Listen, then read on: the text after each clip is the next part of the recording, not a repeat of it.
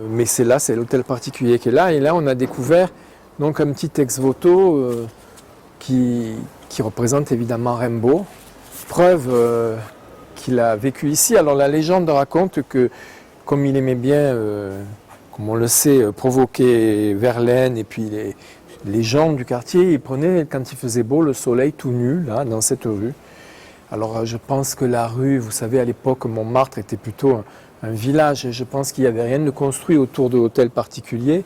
Ça devait être un peu entre la zone intermédiaire entre les faubourgs et la campagne. Donc c'était peut-être ce qui justifiait cette position, sachant qu'aussi il allait plus bas là-bas vers Pigalle pour se saouler, le quartier Blanche et tout ça.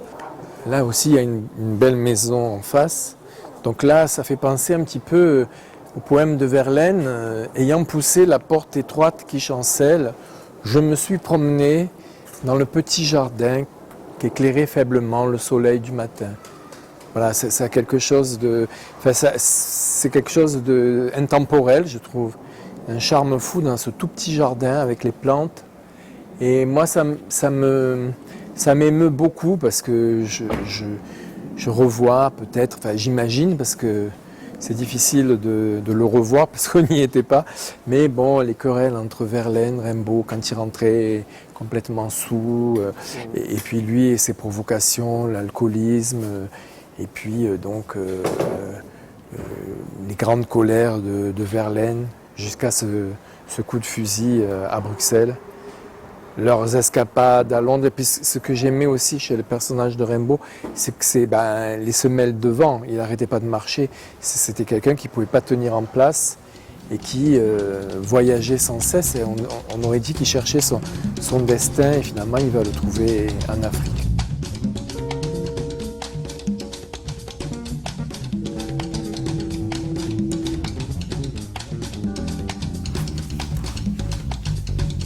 Le bateau ivre est arrivé au port, je ne sais plus que dire, je vis avec toi depuis tant de jours.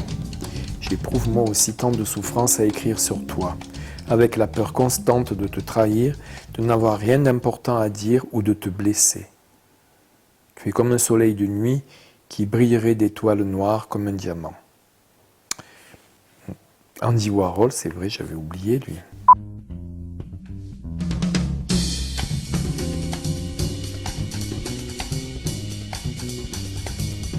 Au départ, on commence? Non. Ah bon? Je voulais faire alors c'était une gageure, je voulais faire un livre en une seule phrase. Donc c'est pourquoi au début, puis après très vite, je me suis rendu compte que quand même, de temps en temps, il fallait peut-être marquer des pauses, ne serait-ce que pour le lecteur. Donc l'idée c'était ça, c'était que c'était comme une lettre à Rimbaud, et que je n'ai évidemment pas connu, mais que j'aime énormément, et c'était un peu de la même manière que j'ai fait avec Juliette Amazine, l'épouse de Fellini, que je vous sois, tandis que Rimbaud, je me permets, franchement, je suis gonflé, de le tutoyer. Et donc c'est un livre où j'essaie, non pas de comprendre Rimbaud, parce que je pense que personne ne le comprendra, il y a eu énormément de livres sur lui, non pas de me mettre à sa place, mais d'essayer de revivre, non pas le voyage géographique qu'il a, les voyages, parce que Dieu sait s'il a marché, l'homme aux semelles devant, mais pour essayer de revivre le cheminement intérieur qui a fait de lui à la fois un poète, un révolté, et quelqu'un qui finalement n'a jamais manqué de souffle, et qu'on retrouve sans arrêt, sans arrêt, sans arrêt, comme il le disait lui-même, à travincer.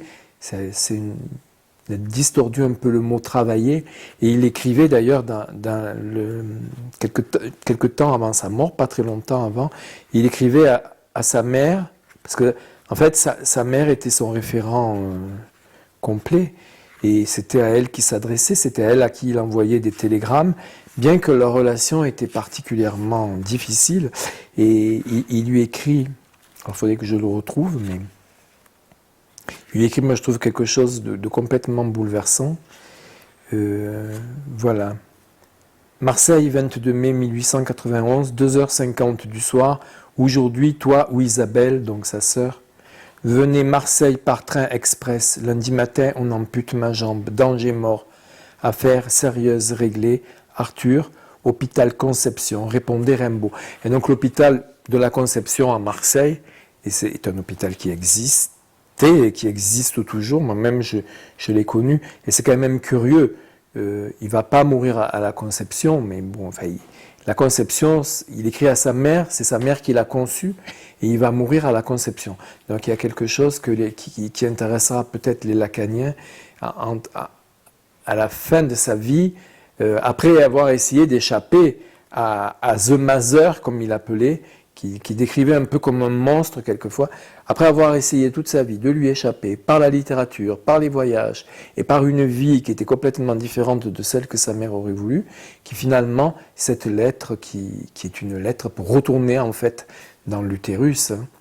Et donc, c'est surtout Isabelle, la sœur, qui s'occupera de lui avec son mari, essaieront de tirer Rimbaud à la fin de ses jours vers le catholicisme en fait, puisque certains historiens disent même qu'en Afrique, Rimbaud se serait converti à l'islam. Mais personne ne parle du giton abyssinien avec qui il vivait à Aden, Arabie. Voilà. Donc c'est un grand mystère. Je dis tu à tous ceux que j'aime, et ça ne veut pas dire que je n'aime pas Giulietta. Non, Giulietta, Giulietta, je l'ai connue, je lui ai parlé, je l'ai rencontrée plusieurs fois, et c'était une grande dame, donc peut-être qu'elle représente un peu la mère idéale pour moi, parce qu'on est dans les mamans, et c'était le respect. Je ne dis pas que je ne respecte pas Rimbaud, non, Rimbaud c'est une sorte de frère. Je me sens, c'est peut-être un peu présomptueux, mais je sens comme si c'était un frère ou un ange tutélaire qui est là, donc un ange, je crois qu'on est obligé de les tutoyer. Vous, monsieur Rimbaud, non, ça passerait pas, ça.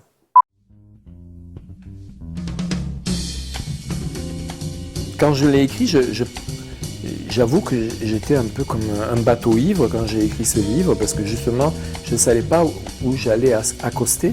Et le cinéma, déjà, le cinéma est un art évanescent.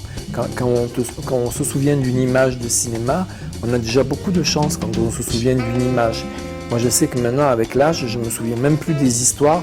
Par contre, il y a des images qui me marquent. Donc, comme il y a des images dans toutes les poésies de Rimbaud qui m'ont marqué. Et donc, la poésie et le cinéma se rencontrent avec Rimbaud. Et ce qui m'a donné l'idée de départ, c'est qu'en fait, Rimbaud, moi, je pense que s'il vivait de nos jours, ou même s'il avait vécu dans les années 20, je pense qu'il aurait été cinéaste. Je sais qu'il aimait beaucoup se faire prendre en photo, même faire des portraits. Il y a des portraits peints de lui. Et il est quand même, là aussi, on est dans la synchronicité, le hasard. Il est quand même mort 3 ans avant l'invention du cinéma. Et le cinéma était en gestation certainement à ce moment-là. Et donc, on ne pouvait pas faire l'économie avec le cinéma de Rimbaud. Le cinéma, souvent, cite Rimbaud. Et en plus, l'autre jour, j'ai revu 8 et demi de Fellini, la fin, et je me suis dit, tiens, mais j'ai oublié de parler de 8 et demi, parce que le critique français, à la fin du film, lorsqu'il essaie d'analyser l'œuvre de Guido Anselmi, qui en réalité est évidemment Fellini, parle de Rimbaud. Et donc Rimbaud, pour moi, c'est un paquebot qui file dans la nuit, un peu comme le paquebot du Rex, c'est-à-dire c'est quelqu'un qui vous fascine, mais qu'on n'arrive pas à saisir. Alors moi, modestement, j'ai essayé de saisir quelques synchronicités, quelques liens qu'il peut y avoir avec le cinéma. Et évidemment, la plus grande référence quand on parle de Rimbaud et le cinéma, c'est Jean-Luc Godard, bien sûr, Pierrot le Fou.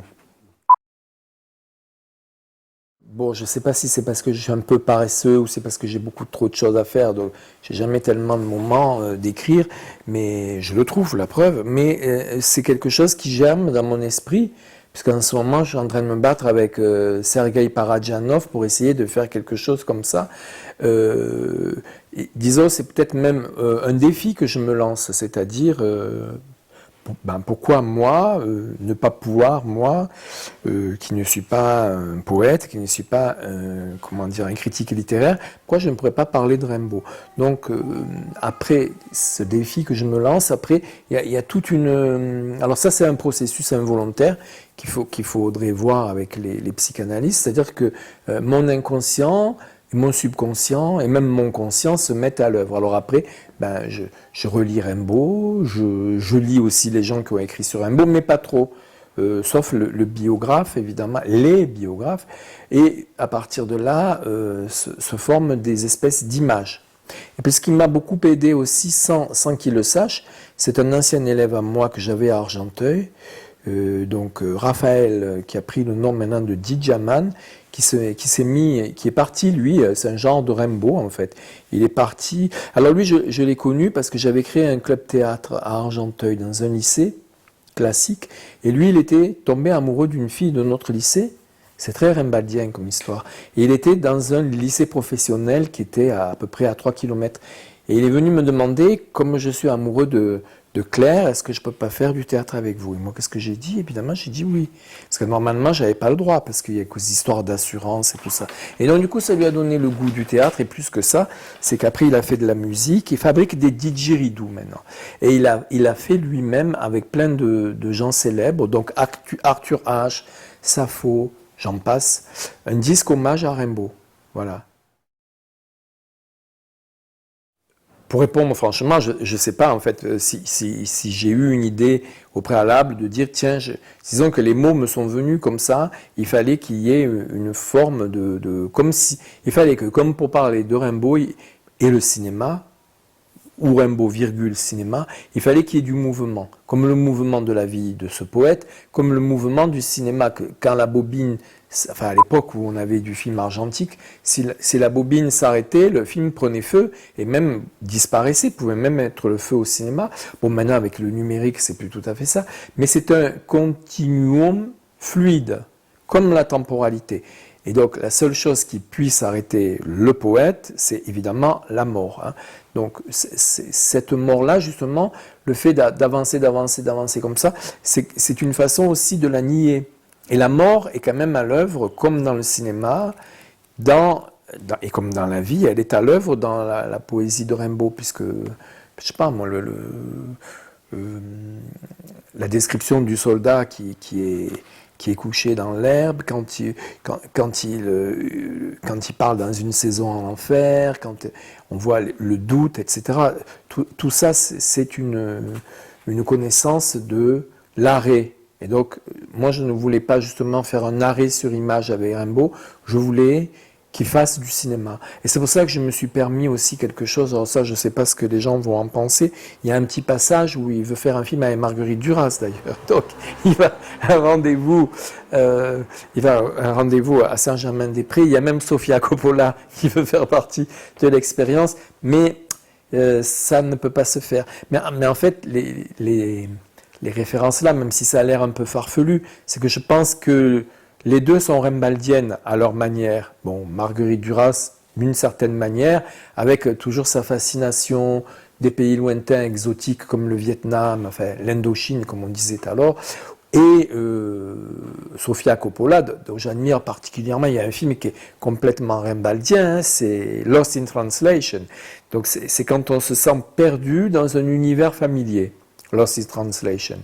C'est-à-dire, moi, je suis allé une fois dans ma vie à Tokyo, je me suis senti à la fois chez moi, mais dans un chez moi où je ne reconnaîtrais aucun code. Et où le ménage aurait été fait, tout est propre, clean, mais on est perdu dans les signes. Alors, justement, c'est un peu ce que je ressens, moi, avec Rimbaud, parce que je l'aime beaucoup, je l'ai lu, je l'ai étudié au lycée, à l'école, comme tout le monde, mais il y a des passages que pour moi, je ne comprends pas. Je suis, avec Rimbaud, lost in translation. Alors justement, ce que je voulais, avec ce petit livre, hein, c'était justement montrer qu'il ne faut pas avoir peur, il faut se laisser être lost in translation avec Rimbaud. Il ne faut peut-être pas, comme les professeurs que je salue au passage, dont je l'ai dit d'ailleurs, j'admire le courage d'essayer d'expliquer certains poèmes de Rimbaud, parce que pour moi, on ne peut pas les comprendre. Ce sont des poèmes qui... comme par exemple, j'ai accroché des lumières de clocher à clocher et je danse, c'est nietzschéen, mais pourquoi a-t-il écrit ça? Et on peut prendre 10 000 pages on ne comprendra pas, on ne comprendra 10 000 pages, non, il n'en a pas écrit 10 000 pages. Bon, évidemment, si on tombe sur le fameux poème zutique, le sonnet du trou du cul, bon, il a peut-être écrit ça pour s'amuser avec Verlaine, mais c'est quand même à la fois de la provocation, mais c'est quelque chose de vraiment, c'est hyper moderne. Je vois personne faire ça de nos jours. Et aussi parce que je trouve que de nos jours, il n'y a plus de poètes. Hein. Je sais pas, ça c'est un peu ringard de dire ça, mais poètes, je veux dire des gens qui secouent un peu le monde. Enfin, quand on voit comment se comporte Bernard-Henri Lévy, les petites guéguerres, puis tout. Je pense que tout a été détruit par la télé, la télévision. Bon, évidemment, je ne vous parle pas de la télé-réalité actuelle qui banalise tout, qui met tout sur le même plan. Donc, je pense qu'on n'aura plus jamais de Rimbaud. Et c'est pour ça que j'ai essayé de faire aussi un petit livre mélancolique, quoi. Il faut, dans ces temps qui sont complètement apoétiques, complètement consuméristes, tristes à crever, parce qu'on ne parle que d'argent et de guerre et de religion. Donc je me suis dit, mais il faut revenir aux sources, il faut revenir aux fondamentaux, il faut revenir à la poésie et au langage.